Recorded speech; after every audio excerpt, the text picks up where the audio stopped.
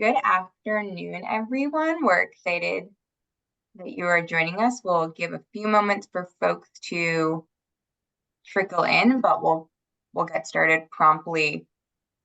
Welcome to the Energy Star and Zero Energy Ready Home for Manufactured Housing webinar hosted by the Lincoln Institute of Land Policy and the Innovations in Manufactured Home Network.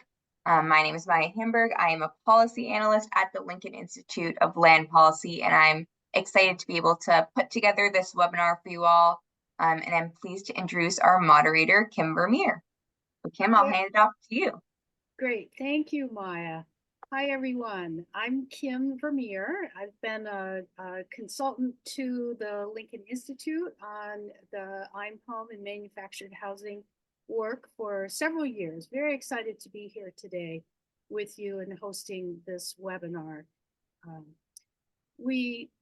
My own background is in sustainability, and so I'm very excited that part of the goals for the I'm Home network is to focus on high quality, to give all manufactured housing is built to high standards, offering owners durable, efficient, safe, and healthy homes. And an important piece of delivering on that is the two programs that we're going to be discussing today, Energy Star and Zero Energy Ready Home. So we're very excited to be joined by our two speakers. And we have Elliot Siebert. He's the implementation manager for the Energy Star residential new construction programs at the U.S. Environmental Protection Agency, EPA. EPA is the agency that manages all of the Energy Star Homes programs, and the Energy Star for manufactured housing is within the Energy Star residential programs. So we're very excited that Elliot is putting his background in mechanical engineering and building science to work to make manufactured housing better. And we also have today Joe Nebbia. He's with Newport Partners, and Newport Partners serves as the directors of the Zero Energy Ready Home program. Joe is the operations director, and they also do the technical work for the program. He also has a lot of experience and background in building science and regulations. He teaches some classes on building codes and other things, and we are very happy to have Joe with us here today. Next slide, please, Maya.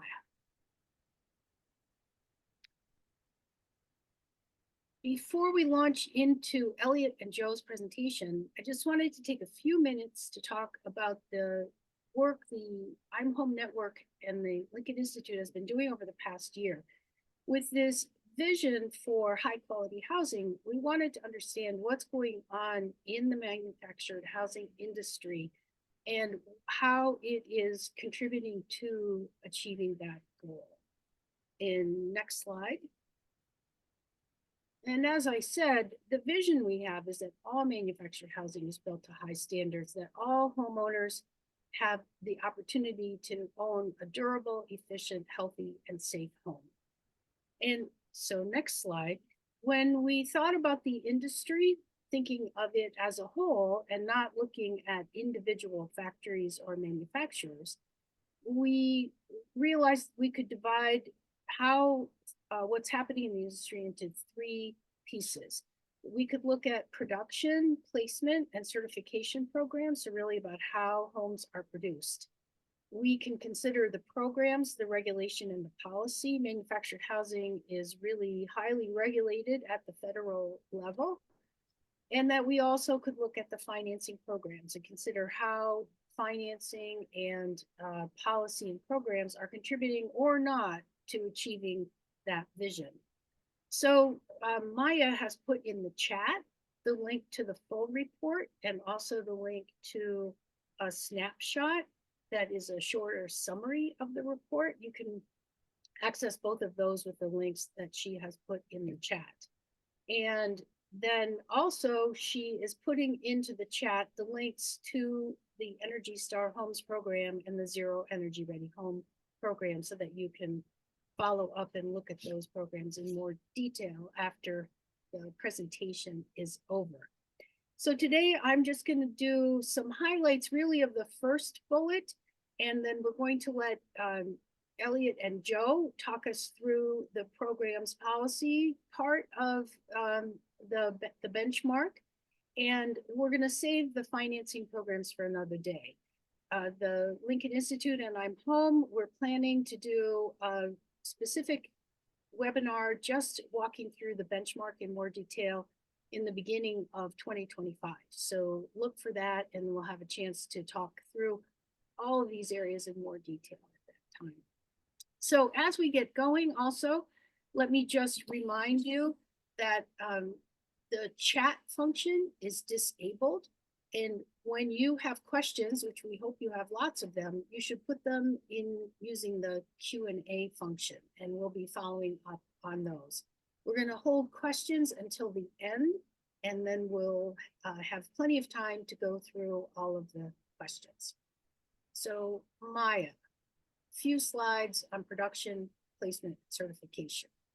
Next slide. One thing we notice is that production of manufactured housing, it held steady through the pandemic, but really fell off in 2023. And we suspect that the combination of the interest rate environment and the just what was happening with all of that, the lingering supply chain problems drove down the purchase of homes. And so we will be tracking in the coming years to see if production recovers again as the interest rate environment changes. And we also compared pre and post pandemic, looking at 2019 and 2023, looking at the breakout of single section versus multi-section homes. And it's pretty steady that 45% of the production of homes continues to be single section homes. We have a strong interest in those because those tend to be the homes purchased by the lowest income buyers. We want to make sure that they have options for high quality homes as well. Next slide, please. And so certification, there's three types of certification for manufacturers and for factories. First, they have to be certified to be able to build the HUD code homes. That's the national code that regulates how manufactured homes are built. And then factories have to be Energy Star certified in order to produce homes that have the Energy Star certification. And starting in 2023, with the launch of the Zero Energy Ready Home for Manufactured Housing, factories also have to be certified to produce Zero Energy Ready homes, certifiable homes. And you can see here that the number of factories doing HUD certified homes has actually increased quite a bit from 2019 to 2023, as has the number of factories certified to produce Energy Star homes. And we see that, we'll see some more maps later, but there are not factories in every state. There's some geographic differences about where factories are. And the factories that are certified for Zero Energy Ready homes are catching up. At the end of 2023, there were about 40 factories. Next slide. And what this has meant for homes is a terrific increase in the number of homes that are getting certified for Energy Star. And in 2023, 36% of the homes that were shipped with an Energy Star certification. And Zero Energy Ready homes, we had data through March of 2024, and almost a quarter of the homes that had achieved the Energy Star certification also achieved the Zero Energy Ready home certification. Next slide. So I'm ready to hand it over to Elliot and Joe to learn more, but just a quick overview that there are three federal agencies that affect manufactured housing: HUD, EPA, and DOE. we'll save HUD for another day, and we'll focus today on the programs and policies for manufactured housing at EPA and DOE. So first, let's hear from Elliot Siebert, who is here with us today from EPA. Elliot, it's all yours.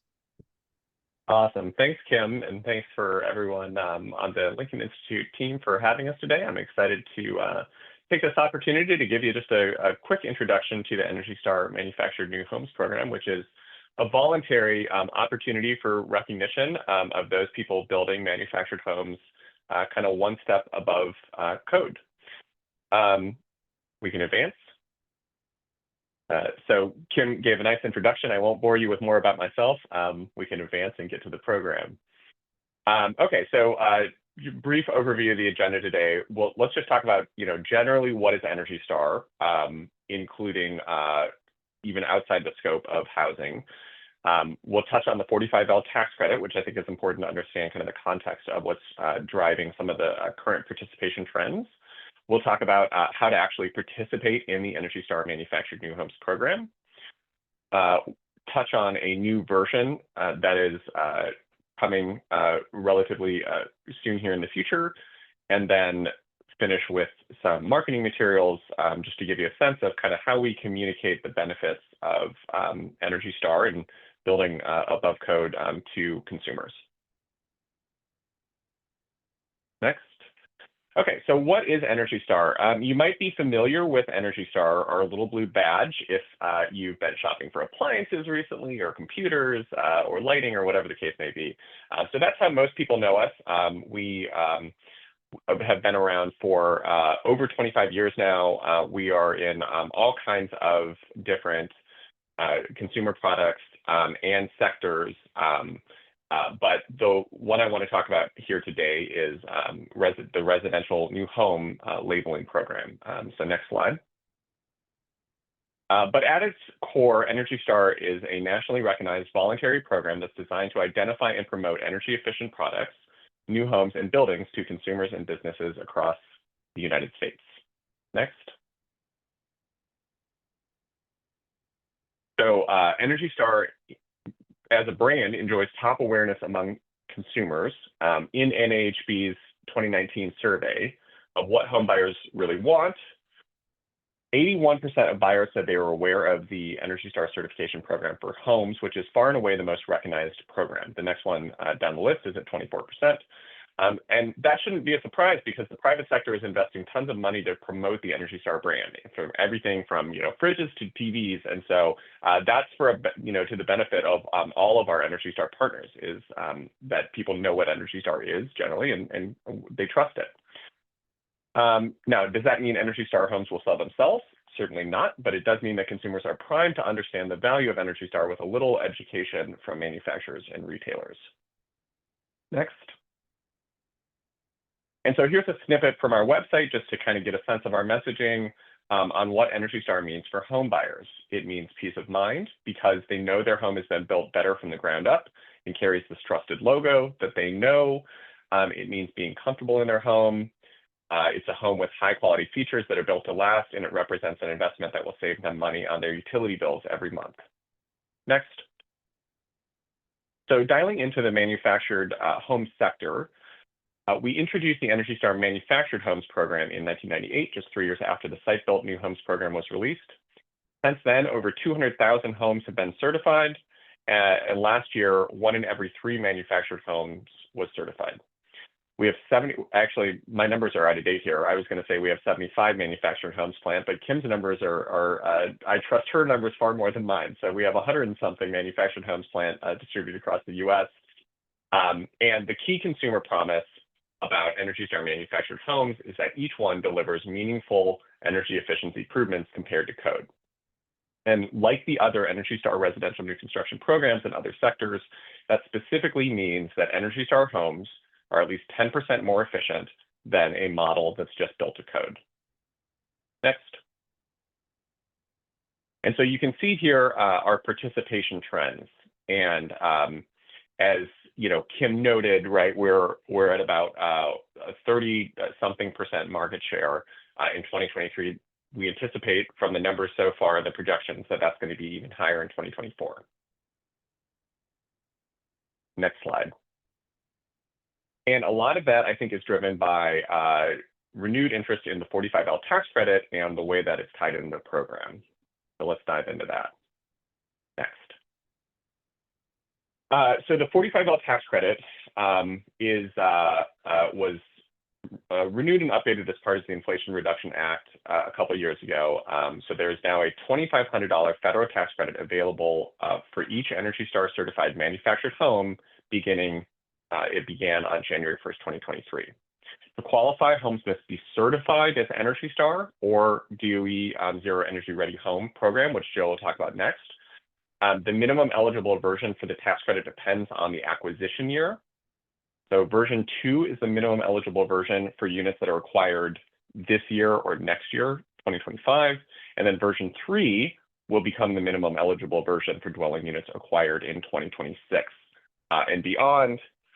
And I have more info, lots more info available at this link here. And I will also caveat it to say that while I'm speaking on behalf of EPA, I'm not a tax professional. I can't give guidance in terms of who exactly is qualified to take the tax credit, et cetera. So please consult a tax professional and visit the IRS, who is really the authority on those kind of legal tax questions. Okay, so moving forward, let's talk about how to actually get started if I have piqued your interest in the Energy Star New Homes program. So the first thing to know if we advance is the eligibility for the program.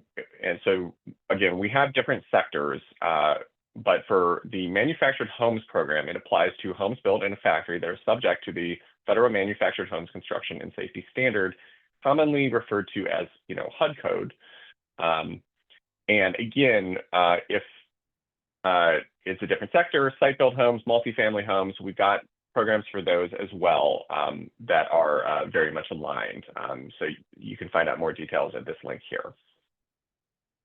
But advancing, for manufactured homes partners, it's a three-step process basically to kind of get started. The first is to become an Energy Star partner by signing a free partnership agreement at energystar.gov/join. The second is to certify the plant that will be producing the homes. And this will be done through an EPA recognized quality assurance provider, or QAP. That's kind of our terminology. I wouldn't be a good bureaucrat without having invented some good abbreviations. But basically, there's a couple options. There's a list on our website that you can choose from, and you'll work with this QAP to essentially look at the home plans, kind of look at the quality assurance standards, and make sure that they're going to be, meeting the Energy Star program requirements, and kind of onboard that plant.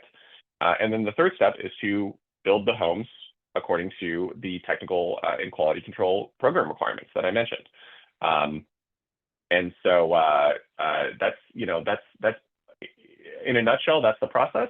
We've got lots more info on the details if you want to dig in at this link here. So moving forward, I want to touch on the fact that we are kind of in a little bit of a transition period between two versions. So just give you a little bit of a compare and contrast. I had mentioned version 2 and version 3 earlier. So let's just dive into those briefly. So version 2 is currently in effect. It is designed to be 10% more efficient than the kind of historical HUD code, right, that has been in effect for a while. Next, it has the same requirements for single section, multi-section units, which is how the old code was set up. Next, and it is going to be a combination of some mandatory measures, and then you get to pick one between 3 predefined package options. So we kind of boiled it down. We said, here are the 3 most popular package options. You pick one of those, plus the mandatory measures, and that's what the program requirements are. Now, version 3 in comparison is designed to be 10% more efficient than the new Energy Conservation Standards for manufactured housing, that you're probably familiar with, having been finalized relatively recently. Next.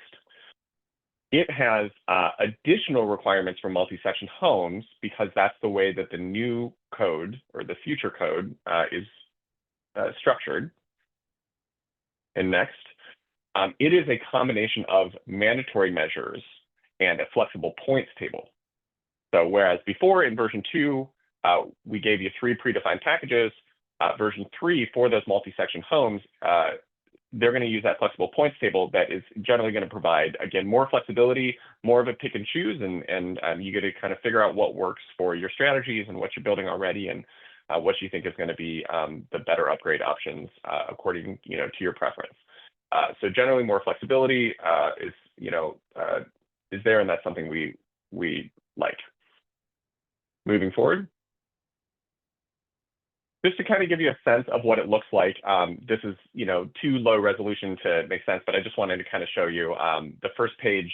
If you go to our website, you download the program requirements. The first page is going to be kind of, here's how the process works. The second page is going to be the 3 packages, and the third page is going to be mandatory requirements and the footnotes. So it's not exactly like beach reading, but it's also not like a huge packet of information. So I would definitely encourage you to start here if you're kind of in the technical side of things to kind of understand how the process works. This will hopefully answer any of those questions moving forward.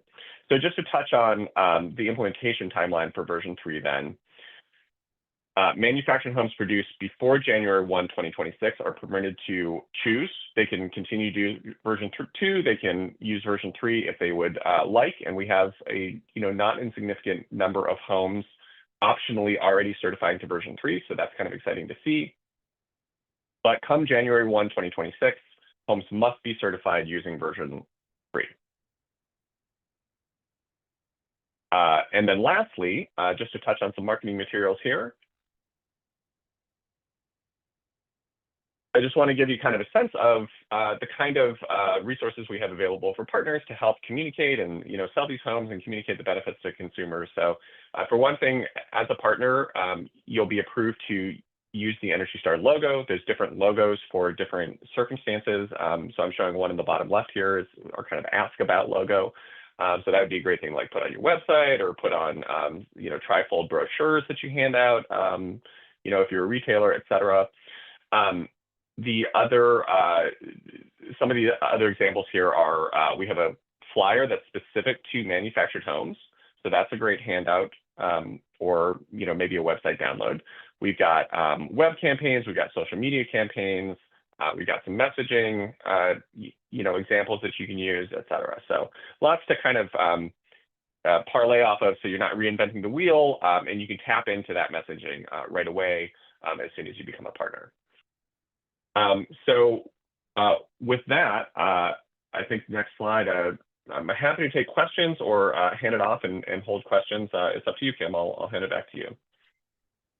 We're going to hold off on questions. There's a couple that have been submitted under the Q&A, and we'll get to those a little bit later. But if you have more questions, or if you would like Elliot to get into a little bit more of the specifics of what the packages and the equipment means and those kind of things, just put those questions in the Q&A and we will get to them later. But in the meantime, thank you, Elliot, and we'll pass it over to Joe to learn about the Zero Energy Ready Home program for manufactured homes.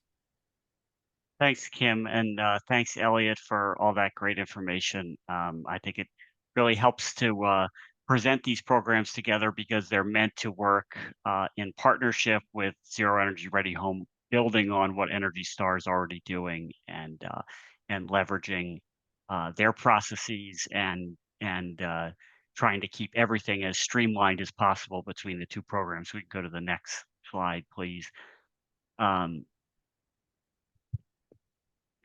There we go.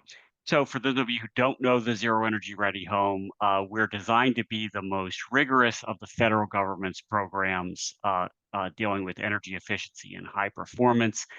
We're not the most rigorous certification out there. Certainly, there's things like Passive House and Living Building Challenge that go far beyond what we require of our homes. But on the federal programs list, we have the most stringent targets for home performance, building on and on what's already being done with our partner programs at EPA, Energy Star, and Indoor Air Plus. We then add onto that and help builders and manufacturers continue along that stair step toward even higher performance. You can go to the next slide. Just a quick snapshot of what Zero Energy Ready Home covers.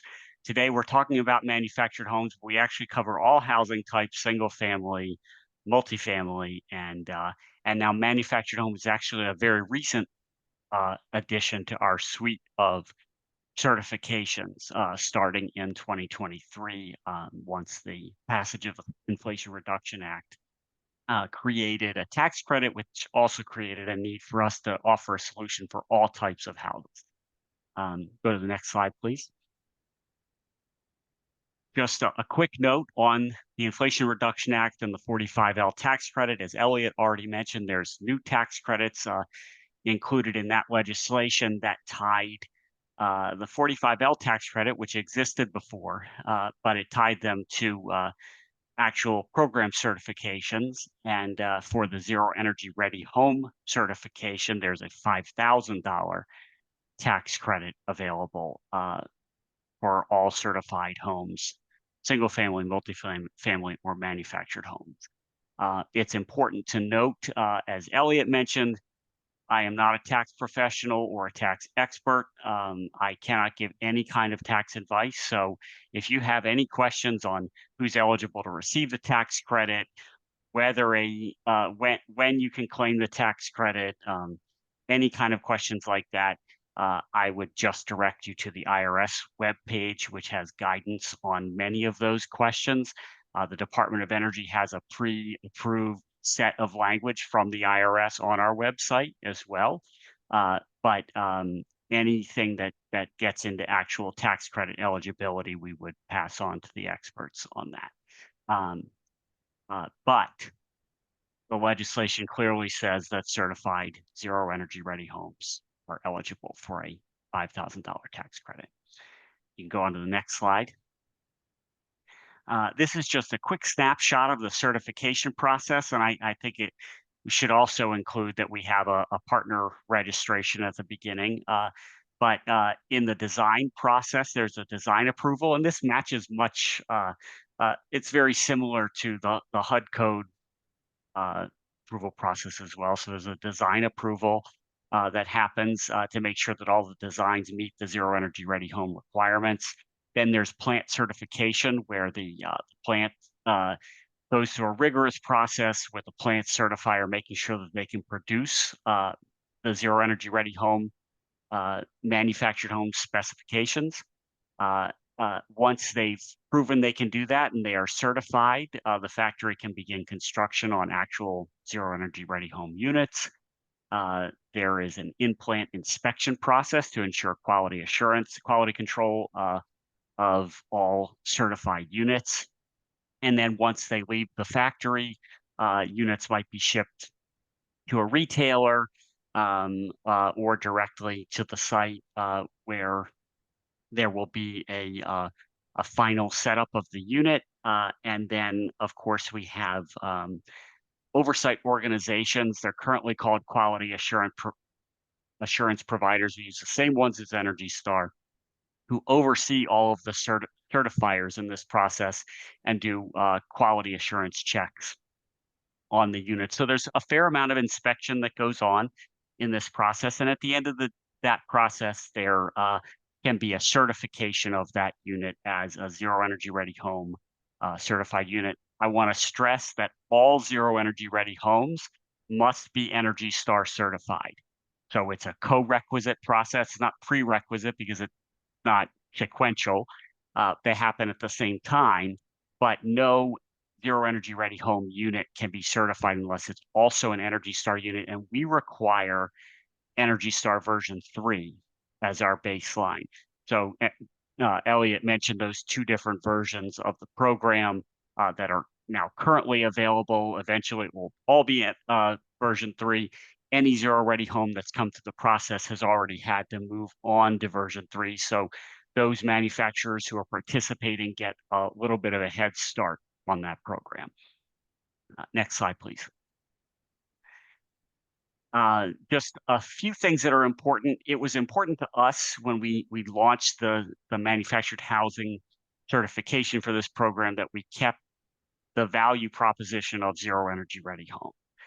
So that starts with efficiency, and we're designed to be 18% more efficient than the DOE energy standard for manufactured housing. So as Elliot mentioned, version 3 of Energy Star is designed to be 10%. We're designed to be 18% more efficient. And we use the exact same process that Elliot talked about. We have the same basic mandatory requirements for the unit's envelope. And then instead of getting a certain number of points, 10 points as Energy Star would require, we require 18 to get to that 18%. I'll also mention that it's at least 18% because for the Zero Ready Home program, we require the same number of points for each unit, regardless of whether it's multi-section or single section. So the single section units are actually more than 18% better than that DOE energy standard. Because in the energy standard, single section units have a lower bar they have to hit. So there's at least 18%. It's more for single section units. And then we have a very thorough set of building science requirements, 58, if I'm counting them line item by line item, that all the units have to meet. Many of those items were developed originally by EPA's team at Energy Star in the site-built program. So a few examples of those things that I think really bring a lot of value, especially when it comes to equity for people buying these houses, is that there's a significant amount of attention paid to bulk moisture control, which things like fully flashing windows and doors, which it wasn't done historically in the manufactured home industry, is done on every zero energy ready home. And that's going to help with envelope degradation over time. Water's not getting in, which means the insulation's not being destroyed, and the framing isn't being destroyed. We don't have rot. It's going to add a lot of durability to these units, as well as improved air sealing, which is going to mean less airflow across the building envelope, the walls, windows, ceilings, floors, which means there's less moisture being pulled through that assembly as well, which is going to, again, lead to longer durability. We also have improved indoor air quality. For the first time, this industry, units are being required to have comprehensive ventilation installed, not passive ventilation systems, but actual mechanical ventilation systems sized to provide fresh air to the entire home. That's a huge win for this industry, we believe. And then also things like pollutant source control on cabinets and carpets and flooring materials, paints, so that people in these houses can breathe better. Again, we think that's an equity issue for the occupants in these homes. And then finally, improved quality through increased inspections and more details covered in audits. So we believe this really gets us to a point where the Zero Ready Home can stand behind the manufactured homes that are labeled under our certification. Next slide, please. Just a quick snapshot of where we are so far. We've only had 2023 and part of 2024. This only represents through Q2 of 2024. There are a total of 19,702 units that have been manufactured and placed throughout the country, and you can see where these are. The map very much follows, I think, what you would expect to see for manufactured home placement, but we're very excited about having almost 20,000 units actually certified. I'll note that our certification data is going to trail manufactured home production data a little bit because we don't actually get the reports on them until they're placed in their final site. The certification is complete, but we don't get the report uh, until the unit's finalized, placed, and then we get it about quarterly. So there's a little bit of a lag in our data. But by the end of 2024, we expect to have close to 40, somewhere between 40 and 50% market share. And a big driver for that is the fact that the biggest manufactured home company in the country, Clayton Homes, has committed to do all of their units as zero energy ready home. So that's been a huge win for us immediately right off the bat. It's taken some time to get all their factories up to speed, but we expect that by 2025, they will be hitting that number in production, which will be really huge for the manufactured housing industry. Next slide, please. As Kim mentioned, we have 40 certified plants. Actually, we have a few more certified plants now, but 40 is the number of plants that have actually produced units that have now been placed in the field. Again, that's when we get our reporting. So you can see where those plants are that are actually certifying those close to 19,000 units, and they've probably produced more units that might be at a retailer or haven't been placed at their final site yet. But we're very excited about that. Next slide, please. Just a quick snapshot of what people are doing. We get this in our reporting data. Over 90% of units in HUD climate zones 2 and 3, so the southern part of the country, middle to southern part, are using electric heating, heat pumps as their heating and cooling source. That's very exciting from an electrification standpoint. Still about 54% in the cold climates, but really very excited to see such quick adoption of the use of all electric homes in these climates. Next slide, please. Also, and I think this is the big win of the program so far, over 98% in all the climates, 99% in the southern climates, are using heat pump water heaters for reaching the zero energy ready home certification. So if you think about that, that's 20,000 heat pump water heater units that have been installed in homes across the country. That's a huge part of the market share just of that technology outside of manufactured home. So we're very excited about that as well. Next slide, please. Just a quick snapshot. I wanted to mention that Clayton Homes received special honors recognition at the 2024 Housing Innovation Awards that DOE holds every year for the whole building industry. And they were recognized for manufactured home market transformation because of their quick commitment to the Zero Energy Ready Home program and their such a huge part of that market share that they're very quickly transforming what you can get out of a manufactured home all over the country. And I believe that's it for my presentation, and I'm happy to stay on for questions.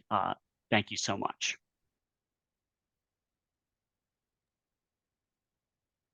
Thank you, Joe. So Joe and Elliot, maybe the two of you can both come back on camera here. Ellie, you had a question about the certification process, and then Elliot did talk about that a bit. If that was enough of a response, that's fine, but if you would like him to go into more detail about that, just say more detail, please, in the Q&A, and we'll have him do that. In the meantime, I have a couple of questions. One thing I learned in the process of doing the research for the benchmarking report is that there's a bit of a difference in the sequence of production and certification for Energy Star homes and zero energy ready homes. So for developers who are looking into purchasing homes with those certifications or potential home buyers, my understanding is that an Energy Star home is certified before it leaves the factory, but that a zero energy ready home is built to certification standards in the factory, but is not actually certified until it has been placed on the site and the equipment has been tested, and it then is able to get its certification. So could you take turns clarifying what that sequence of produce and certify is for each of the programs, and who is doing that certification, and what that's looking like in the field as homes get put in their permanent place? Yeah, I can start out with the Energy Star side and then hand it off to Joe. So for Energy Star, it depends is the short answer. Basically, the plans will be pre-approved as meeting the Energy Star standards, then the home gets built to it. Depending on, I guess just to walk through the process, the plant quality control staff essentially will be responsible for ensuring that the home is built to all program requirements throughout the process. And then the plant will upload a web form to the QAP before the certification occurs. It says, okay, we built the home now, here's all the info about it, here's the final closeout info, and they'll receive the certification documentation from the QAP at that point. Now, in some cases, that is able to occur by the time the home has left the factory, depending on the measures that are chosen out of the flexible points table, okay? And for single section units where the program requirements are focused on the envelope. However, if there are measures like a heat pump for space heating that is installed that involves a outdoor unit, there is additional, at least paperwork that has to be received from the distributor of the HVAC equipment to make sure that unit actually got installed on site. And so then that, I think, puts us more in alignment with a zero energy ready home. So in a lot of cases, it can happen by the factory, but if it's, especially if it's using heat pumps as one of the optional measures, it's going to probably trail some. So that's kind of the basic process for Energy Star. And then Joe, if you want to kind of address the zero energy ready home side of things. So I think we actually have the same process. We have described it a little bit differently as we were talking, but very similar to Elliot. If the home could meet our points target in the factory, then the certification could really be completed at that point. But because we're asking for more points in our table, 18% instead of 10%, in almost all of those cases, the heating system is involved, which means there's some site hookup and documentation that happens at site install. I think it's also important for us to talk about, when we say that we don't receive reporting until the unit is installed on site, that doesn't necessarily mean that the certification hasn't happened when I don't have the paper. Certification happens as soon as the quality assurance provider signs off that the process is complete and that they have the paperwork, but our reporting trails a little bit. But like Elliot, the reason that more of our stuff would be once it's installed on site is that the heating system is often finished on site. And so there's some documentation that happens at that point. Both of our programs also have a certain percentage of field audit that are done in the program. That's what we're at Zero Ready Home are calling trailing activities, which means that it's a quality assurance process as opposed to something that affects the certification date of the home. But I think we actually have something very similar in process. Sometimes we talk about it a little bit differently. So I hope that clears up any misperception I might have caused. Great, thank you. I have another, folks, so we need more questions from you, our audience. What is on your mind here as far as Energy Star homes and zero energy ready homes? We're eager. I'll keep asking questions, but we'd rather answer yours. So please put some questions in the chat. Elliot, I think that we've had more conversation about the challenging situation, let's call it, of having both version 2 and version 3 of Energy Star available. And for Joe has explained that in order to get the zero energy ready home certification, homes have to follow that version 3 path. Do you have enough information to be able to say what's going on with manufacturers who aren't doing zero energy ready homes, choosing the version 2 versus version 3 path? While we're in this in between time for another year, what are you finding is happening in practice? Well, I mean, I can say, I guess, just the general context of it is that, right, our consumer promise is that we're 10% better than code. And once the new HUD code got delayed, that's why we ended up pushing back our version 3 date, because the code wasn't going to be at least fully into effect yet. And so we were still able to, make a meaningful promise to consumers that version 2 still represented, basically 10% compared to the neighboring home that was just built to code. So that's kind of how we look at it from Energy Star is we want to make good on our promise to consumers, but we also don't necessarily didn't see a need to move away from it quicker than the industry was ready to go for. So I think it's totally legitimate for our manufacturer partners who are still with us on version 2. They're still building a better home than they're required, and I think they are getting they're kind of getting a leg up in terms of and they have been for what's going to be required by the new code. So that's one benefit of Energy Star, is to kind of help the industry figure out how do we build a little bit of a better home here before the code makes it mandatory. So that's just kind of general. We see that in the site built world where the code updates more often, and that's the transition process we're in right now for the manufactured world. And so it's great to see that we do have a number of manufacturers, including some big ones, that are already optionally moving to version 3. That makes us feel good that we've kind of landed the plane in a good spot with what the version 3 requirements are, and that they're achievable and are going to be deliverable. And I'm excited to see more manufacturers come on board with that as we get closer to that deadline. Great.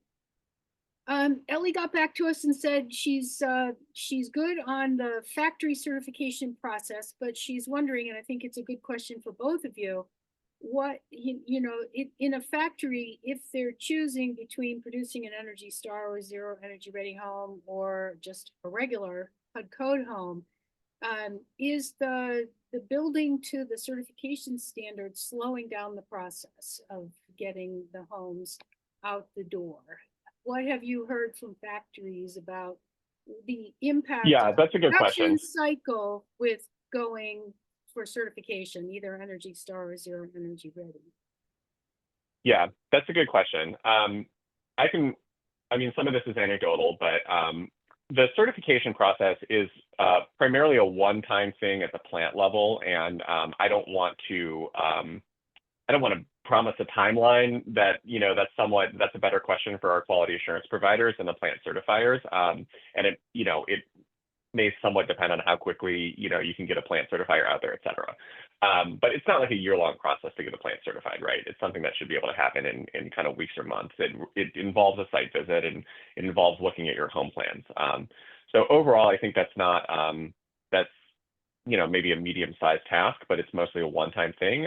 There is kind of an ongoing assessment of the plans as you come up with new plans to, again, reassess those, make sure they're still up to snuff, basically. And then as far as the certification process, it is, I think, more a question of implementing the Energy Star expectations or, zero energy expectations, but it is generally not stuff that should be slowing down the production.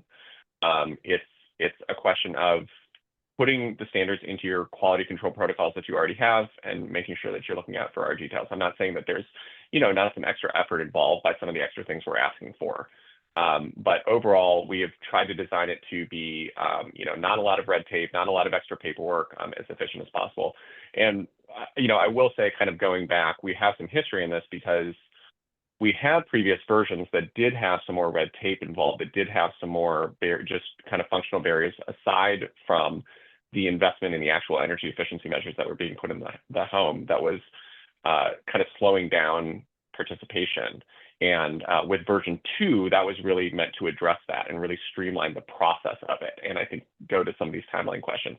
And that was very successful. And so I think we have kind of that before and after to know that we're in a pretty good spot as far as, I think, working efficiently with your current processes and not being a major, red tape exercise on top of it. I don't know, Joe, if you want to give any more insight. Yeah, I have a couple of thoughts on that. One is that, again, I don't have data on this, but I believe there is likely a productivity blip when a major manufacturer like Clayton shifted all of their homes to get them certified zero energy ready. I think that was a big effort that they undertook, an industry leading effort. And I think that likely in 2023, while they were going through that process, it seems logical to me that we might have seen some production dip because of having to go through that process. Again, that's a one-time thing, at least until a new version were to be released, which we're not currently looking at. But I do think that's reasonable to expect and probably likely happen. I also would say that there are, I agree with everything Elliot said about unit certification. I think that there are things about making units work better that are going to take more time in the factory. So some of those things are results of what we're requiring, and we always try to listen to the industry and adjust if there's things that are unnecessarily delaying. So an example of that is we institute a requirement for roofing underlayment at the eaves that helps prevent moisture damage at the eave typically due to ice damming, but also wicking properties. Basically, it helps protect the roof. But the way our requirement is written requires plants to put 2 layers of this product on, and that 2 layers is a significant time in the factory process compared to if they were allowed to do 1 layer. And that's based on the dimensions that we put and the dimensions of the product that they can get. It's a little bit different than a site-built home as it's applied. So we're now considering what we use a policy record to make small tweaks and clarifications to our requirement that would allow manufacturers to use a 1-layer system. And again, it's really tweaking our requirement language so that we're not delaying manufacturing in a way that doesn't add a ton of extra protection for those homes. So that's an example of how we work to try to speed up the process. But there are other things that aren't related to what we do. So for example, in our discussions with Clayton, they've gone to a 100% duct testing approach in their units. That's not a zero ready home requirement. We require a 10% testing process. They've decided they want to deliver less leaky duct to their customers. So they're testing all of their ducts in all factories according to what they've told us anyway. So as a factory, a manufacturer tries to get better duct performance, it takes a little bit longer to ensure that in the factory. And so that's an example of just trying to produce better manufactured homes.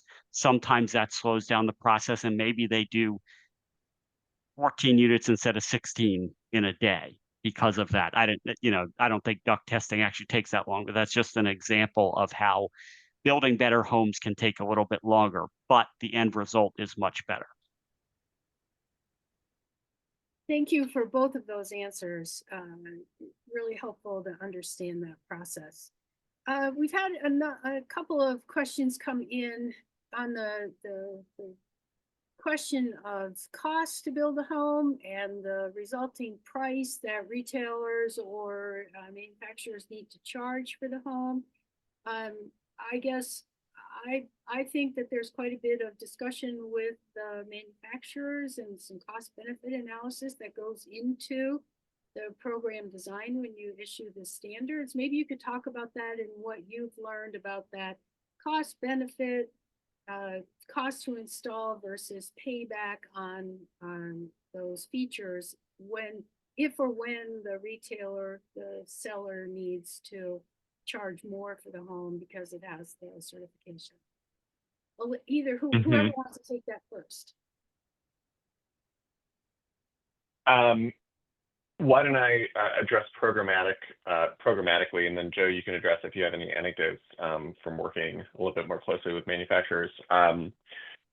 Programmatically, we do have, and I dropped a link in the Q&A for a cost and savings document. So we do produce estimates of an illustrative cost and saving estimate. Our goal for all of our programs is always to be cash flow positive, meaning if you look at the incremental upgrade cost that is added to it to meet our requirements, that the savings that the consumer gets of the utility bill every month are going to more than pay for those amortized costs. So that's the goal. That's the case. Obviously, it's going to be dependent on all kinds of factors, what the home is and what options they choose. That's not to say that every manufacturer is always going to find that to be the case, but that is certainly the hope of the program. The other thing that I would so that's the hope of the program. That's kind of what the consumer brand is based around. But I would also say that just to emphasize that the program is voluntary, and so it is meant to provide recognition for cases where it makes sense, right? We certainly are trying to do our best to identify that type of upgrade for the industry. Something that is going to be cost effective, that even if you ignore every other factor, just on a basis of cost and saving the consumer utility bill money for the course of their ownership of this home is just kind of a no-brainer. But if a manufacturer finds that it doesn't make sense for them, that's kind of fine by us as well. Like, we understand that, and there are no hard feelings. So that's kind of where we're coming at it from. Again, just a very consumer-facing brand. Is we do the point is really when it does make sense, when the payback makes sense, and especially with the carrots that are out there with 45L and other things, that we're a platform to provide recognition so that the consumer can recognize that, right, and they can understand, okay, this is going to be that home that's going to provide those savings. So if I'm interested in that, I can know it when I see it, basically. So that's kind of programmatically how we think about it, and from a program design standpoint, we crunch all those numbers while we're doing it. And I don't know, Joe, if you want to address anything additional. Yeah, this is always a complicated question, and we have shied away from doing cost studies and publishing them because everybody immediately just argues with the cost. And we find that each individual manufacturer can tell their own costs much better than we can generally. So we leave that up to the industry to do the cost analysis. We also have a little bit of a different value proposition than Elliot's program. And so we're not charged with coming up with a specification that's necessarily cost effective within those parameters.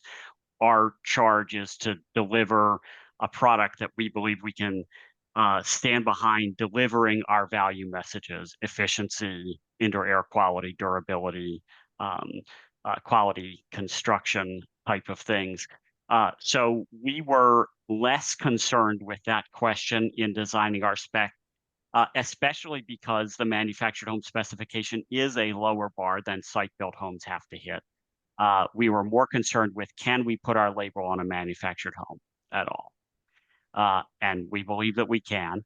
I will say that anecdotally, again, this is from the manufacturer, so I don't have verification of this data, but Clayton claims that they have not raised the price on their units pre and post zero energy ready home, which tells me it's something less than $5,000, right? At least that's what we think we can infer from it. Don't have data that says that for sure. The other thing I would stress is what do we mean by cost effective? So there's cost effective for the plant, which is really profitability, right? That's what we're talking about there. Or is there cost effective for the end user? There's the amortized amount, and are they getting the payback from the energy? But there's also sort of things like, if I spend $1 on pan flashing for a window, how much money does that save to not have to replace the wood below that window 10 years later because I've got a constant leak? If I spend $50 on an actually functioning ventilation fan instead of what's put in most HUD code units that are not certified in these programs, what's the health cost impact on having fresh air in these homes over the life of the home. I think that when you start thinking about costs in those terms, it becomes a totally different equation than simply energy dollars in versus energy saved, which may be a little bit too simplistic of a way to look at the homes that we live in. Well, thank you for that, Joe, and Elliot as well. I think I like the idea of thinking about cost benefit as being much broader and more encompassing, not just the energy costs, but the long-term durability of the home, the health and wellness of the family living in the home as a result of the features that are there. Well, we've come to the end of our time. So thank you so much to both of you for being here. We really appreciate you making the time to share more information about these two programs with our stakeholders in the quest for good quality homes that are available for buyers of all types. Maya, do we need to do anything else as we are wrapping up here, or do we just say goodbye? We're all set. Thank you all so much and have a great afternoon, everyone. Thank you. Thank you. Bye.